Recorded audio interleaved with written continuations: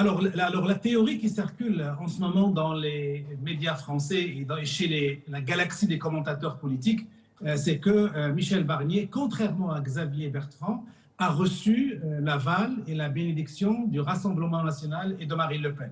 Parce que l'obsession d'Emmanuel Macron était de choisir un Premier ministre et qui soit censuré dans la semaine ou dans le mois qui vient par une forme d'alliance entre la gauche et le Rassemblement national de Marine Le Pen.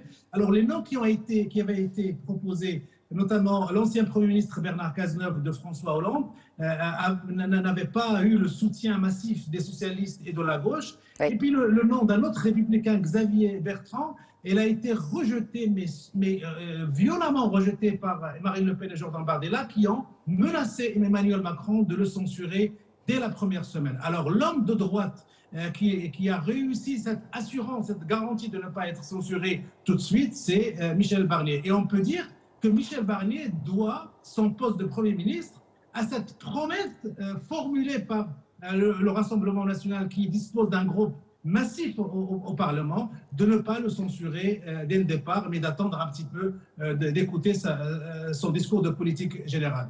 Et évidemment, là, on nage en plein délire selon la gauche.